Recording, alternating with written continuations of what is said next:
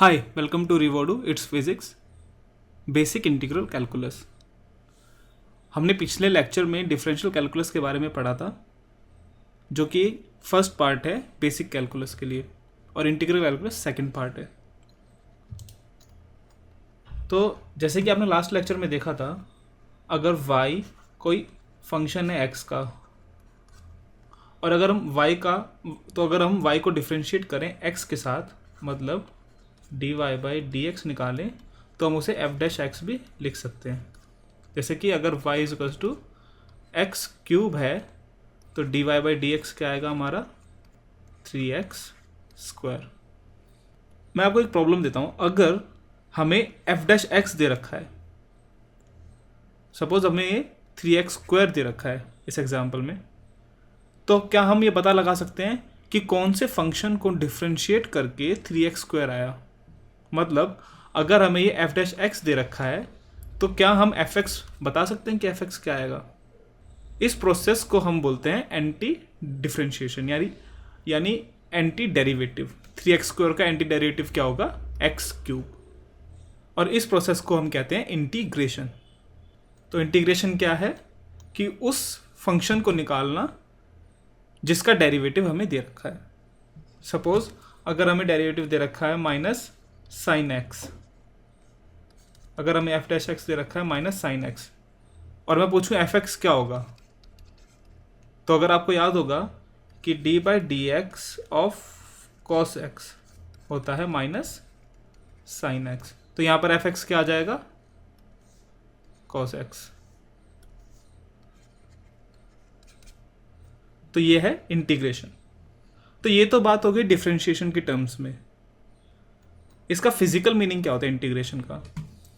तो एक्चुअली में ये प्रॉब्लम देखो, सपोज ये कोई कर्व है, कोई रैंडम कर्व है, और आपसे पूछा जाए कि इस पॉइंट और इस पॉइंट के बीच में जो ये कर्व एरिया यहाँ पर प्रोजेक्ट कर रहा है, वो एरिया क्या है? ये एरिया कितना है? तो क्या आप एरिया निकाल सकते हैं? विदाउट इंटीग्रेशन ये इम्पॉसिबल है। हम इंटीग्रेशन की हेल्प से ही ये एरिया निकाल सकते हैं। तो ये एरिया निकालते कैसे हैं ये हम बाद में बात करेंगे, बट ये इंटीग्रेशन का एक यूज़ है। एक्चुअली में ये ही प्रॉब्लम सॉल्व करने के लिए इंटीग्रल कैलकुलस का इन्वेंशन हुआ था। तो हम कह सकते हैं कि इंटीग्रल कैलकुलस का डेवलपमेंट दो चीज़ों के लिए हुआ था।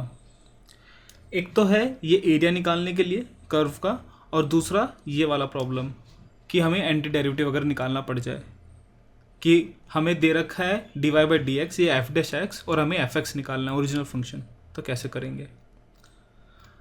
अच्छा, यहाँ पर एक चीज़ पॉइंट आउट करने वाली है। जब हमें यहाँ 3x स्क्वायर दे रखा था, तो हमने उसका एंटी डेरिवेटिव निकाला एक्स क्यूब, लेकिन क्या ये कंप्लीट आंसर है? क्या पता अगर यहाँ पर कोई कांस्टेंट ऐड हो रहा है, सपोज एक्स क्यूब प्लस 2 है, अगर मैं इसका डिफरेंशिएशन निकालूं तब भी यही आएगा 3x स्क्वायर, क्योंकि कांस्टेंट का 0 होता है। तो इस प्रॉब्लम को सॉल्व करने के लिए हम क्या करते हैं, जब भी हम इंटीग्रेशन निकालेंगे तो हम एक कांस्टेंट ऐड कर देंगे, जैसे कि यहाँ c, कोई कांस्टेंट c। जैसे कि सपोज अगर मैं आपको बोलूँ कि f डैश एक्स दे रखा है 2x, तो एफ एक्स क्या होगा? एक्स स्क्वायर प्लस कोई कांस्टेंट c। क्योंकि अगर मैं इसका डेरिवेटिव करूं, एफ डैश एक्स दोबारा निकालूं, तो एक्स स्क्वायर का हो जाएगा 2x प्लस कांस्टेंट का 0। तो वो कांस्टेंट कुछ भी हो सकता है, ठीक है? इसलिए हम यहाँ पर c लगाते हैं, ताकि हो सकता है कोई कांस्टेंट भी ओरिजिनल फंक्शन में एडेड हो। तो अगर अब हम डायरेक्ट तो डिफरेंशिएशन ऐसा सोच नहीं सकते हर चीज़ के लिए कि इसका डिफरेंशिएशन, चलो यहाँ पर आसान था, 2x था, तो हमने पता लगा लिया हाँ एक्स स्क्वायर का 2x होता है। लेकिन बहुत ही अजीब अजीब फंक्शन हो सकते हैं। तो अब जो प्रॉपर तरीका होता है इंटीग्रेशन का, उसके बारे में पढ़ते हैं। हम डिफरेंशिएशन के टर्म्स में कर सकते हैं, लेकिन बहुत कॉम्प्लिकेटेड फंक्शंस भी होते हैं जिनका हम नहीं सोच सकते। तो सबसे पहले ये देखते हैं कि वो हमने जैसे एरिया वाली बात कही थी इधर, इंटीग्रेशन, अगर हमें इस एरिया, ये इस कर्व का एरिया निकालना है तो हम कैसे कर सकते हैं? हम ऐसे कर सकते हैं कि छोटे छोटे अगर हम स्ट्रिप लें ऐसे, ये बहुत पतली है, और ऐसे सारे स्ट्रिप्स इस पॉइंट और इस पॉइंट के बीच में लेकर हम सबको ऐड कर दें उन सब का एरिया, तो हमें टोटल एरिया आ जाएगा। मतलब हम सम कर रहे हैं। इसीलिए इंटीग्रेशन का जो साइन होता है वो ऐसा होता है, और वो साइन कहाँ से लिया गया है? समा। समा मतलब समेशन, और उस एस से ये इंटीग्रेशन का साइन लिया गया है। तो अगर हमें इंटीग्रेशन निकालना है किसी भी चीज़ का, सपोज हमें dy बाई डी एक्स दे रखा है सम फंक्शन x, तो हम फंक्शन कैसे y कैसे निकालेंगे? इंटीग्रेशन, ये वाला साइन समा का, और F x into D X, ये है इंटीग्रेशन। तो चलिए अब देखते हैं कि इंटीग्रेशन निकालते हैं कैसे। तो अगर आपको याद होगा कि अगर मुझे डिफरेंशिएशन निकालना है x to the power n plus 1 का, सपोज ये ऐसे है, x to the power n plus 1 divided by n plus 1, तो ये क्या था हमारा x n, है ना, पावर आगे जाती है और एक पावर माइनस हो जाती है, तो n प्लस 1 से n प्लस 1 कट जाएगा, और यहाँ से एक पावर का मतलब x। सिमिलरली ये तो हो गया डिफरेंशिएशन। और इंटीग्रेशन में क्या होता है? Integral of x to the power n dx, हमने बताया था कि इंटीग्रेशन एंटी डेरिवेटिव होता है एक तरीके से। तो अगर x n का हमें इंटीग्रल निकालना है तो इसका उल्टा क्या है इधर? x n plus 1 upon n plus 1 plus कोई कांस्टेंट c।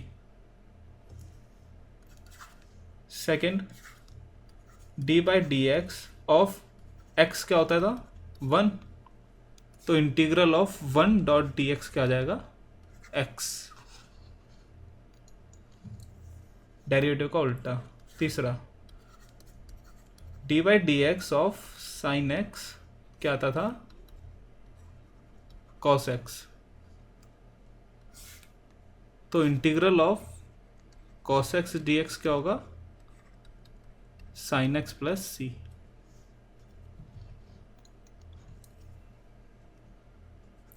चौथा, d y d x of minus cos x क्या क्या होता था? कॉस एक्स का माइनस साइन एक्स, और माइनस माइनस पॉजिटिव, तो साइन एक्स, तो इंटीग्रल ऑफ साइन एक्स क्या होगा इधर? Minus cos x. तो अब यहाँ से देख सकते हैं कि ये यहाँ पर है, ये यहाँ पर, मतलब किसका डेरिवेटिव करके ये आ रहा है ना, वो हमारा इंटीग्रेशन है। तो अगर हमें इस चीज़ का इंटीग्रल करना है तो वो ये वाली टर्म होती है अंदर वाली। D by D x of tan X क्या होता था? सीकेंड स्क्वायर एक्स, तो integral of secant square X D x क्या होगा? Tan X plus C. D by D x of natural log X क्या होता था हमारा? 1 बाय एक्स, तो integral of 1 by X into D x क्या होगा? एल एन एक्स प्लस कोई कांस्टेंट सी। सातवां, D by D x of exponential function e to the power x क्या होता है? Same e to the power x, तो similarly e to the power x D x क्या होगा? ई x plus सी ना। तो हम ये कह सकते हैं कि integral of D by D x of something into D X is equals to, suppose यहाँ पर कोई फंक्शन ए है तो वो क्या आएगा? A plus C. कह सकते कि नहीं? नहीं, करके देख लेते हैं। D by D x of X to the power 5 dx क्या आ जाएगा 5x4 dx। 5 कांस्टेंट बाहर ले लो, x to the power 4 dx।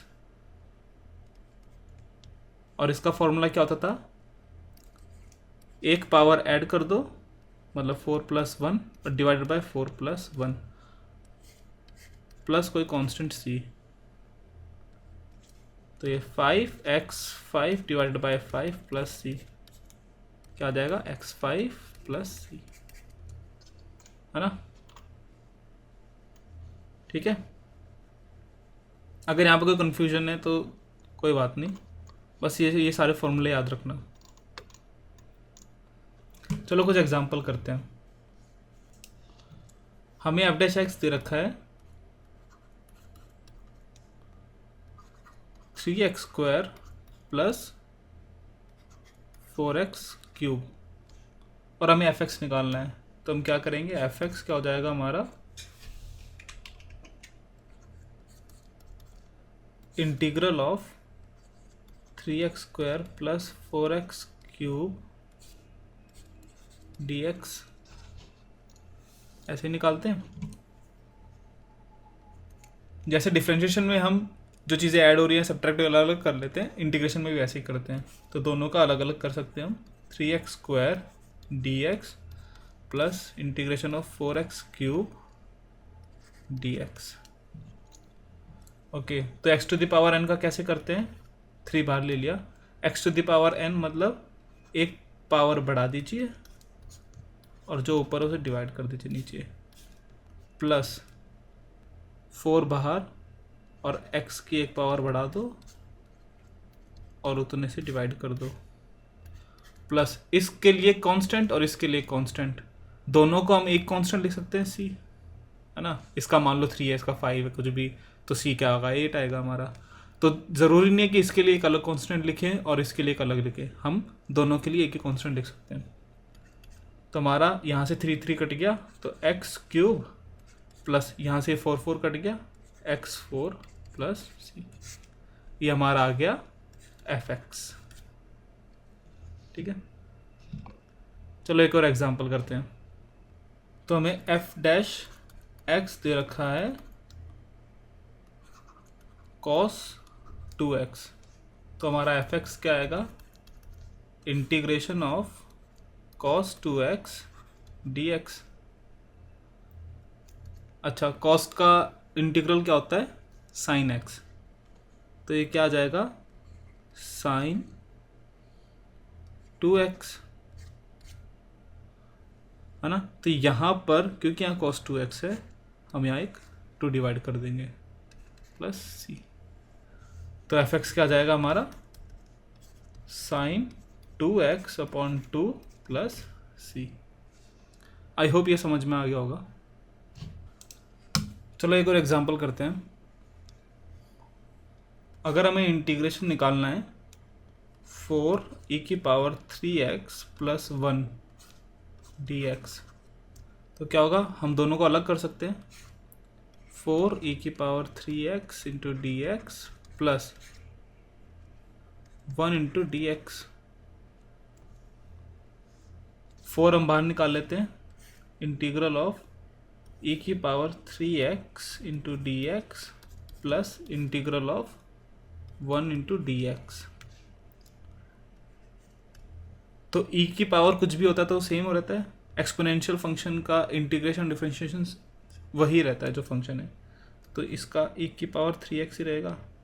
But यहाँ पर क्योंकि चेन रूल के हिसाब से अगर हम e⁻3x का डिफरेंशिएशन करें तो आएगा e⁻3x × 3 डिफरेंशियल करने पर, इसलिए हमें यहाँ पर इस पर डिवाइड करना पड़ेगा, ताकि अगर अब इस चीज़ का हम दोबारा अगर हम इस चीज़ का डिफरेंशिएशन करें तो ये अंदर वाली चीज़ है ना। प्लस 1 का क्या होता है x और एक कांस्टेंट c, तो क्या आ गया हमारा आंसर 4/3 e⁻3x प्लस कोई है प्लस x प्लस कोई कांस्टेंट c। ठीक है, ये हो गया इंटीग्रेशन। ओके, ये तो हो गया हमारा डेफिनेट इनडेफिनेट इंटीग्रल। एक होता है डेफिनेट इंटीग्रल। डेफिनेट इंटीग्रल में क्या होता है कि हम रेंज डालते हैं। तो जैसे हम लिख रहे थे integral of F x D x, तो ये तो हो गया हमारा इनडेफिनेट इंटीग्रल। और अगर मैं यहाँ से रेंज डाल दूँ कि x1 से लेके x2 तक हमें इंटीग्रेट करना है, तो ये हमारा हो गया डेफिनेट इंटीग्रल। डेफिनेट इंटीग्रल जैसे कि वो एरिया वाला था, जब हम ऐसे एरिया निकाल रहे थे तो हम बोल रहे थे इस पॉइंट से लेके इस पॉइंट तक हमें ये एरिया डेफिनेट एरिया मिलेगा ना इधर, तो हम क्या बोल देंगे ये x1 है ये x2 है। तो अगर हम इसका एरिया निकालेंगे तो इस तरह निकालेंगे F x D x x1 से लेके x2 तक। ठीक है, ये हो गया हमारा डेफिनेट इंटीग्रल। इसे करके देखते हैं। तो हमें एक फंक्शन दे रखा है एक्स स्क्वायर। अब हमें इसका डेफिनेट इंटीग्रल निकालना है। एक्स इज इक्वल्स टू 1 से लेके एक्स इज इक्वल्स टू 4 तक। तो हम कैसे करेंगे, 1 से लेके 4 तक एक्स स्क्वायर डी एक्स, ये क्या आएगा हमारा x की पावर 1 बढ़ा दो, मतलब 2 + 1 3 और डिवाइडेड बाय सेम पावर 3। और क्योंकि डेफिनेट इंटीग्रल है हमें यहाँ कांस्टेंट लगाने की ज़रूरत नहीं है, तो हम क्या करेंगे यहाँ 1 से लेके 4 तक। फिर क्या करते हैं, ये वाली जो ऊपर पावर है ये इधर डालेंगे 4³ 3 माइनस अभी नीचे वाली 1³ 3। तो हमारा आ जाएगा 4 × 4 × 4 माइनस 1/3, मतलब 63/3। तो ये हो गया हमारा डेफिनेट इंटीग्रल। तो डेफिनेट इंटीग्रल का यूज़ क्या है, तो देखो हमें सर्कल का एरिया पता है क्या होता है। अगर इसकी रेडियस r है तो इसका जो एरिया आएगा वो हमें पता है होता है πr², और इसका जो सरकमफ्रेंस होता है वो होता है 2πr। तो ये एरिया निकाला कैसे, मतलब ये फॉर्मूला आया कैसे πr²। तो आज हम इसको डिराइव करते हैं डेफिनेट इंटीग्रल यूज़ करके। तो ये सर्कल है हमारा, ये सर्कल है, इसकी जो आउटर रेडियस है, मतलब जो रेडियस है वो है r। हम क्या करेंगे इसका एरिया निकालने के लिए, किसी r डिस्टेंस पे, स्मॉलर डिस्टेंस पे जाके एक सर्कल बनाएंगे, फिर एक और सर्कल बनाएंगे जो जस्ट इससे बड़ा है, जस्ट, ठीक है, मतलब ऑलमोस्ट इसके बराबर है। ये कितना है dr। तो हमने क्या किया, हमने 2 कॉन्सेंट्रिक सर्कल बनाए हैं इधर। तो हमने 2 कॉन्सेंट्रिक सर्कल बनाए हैं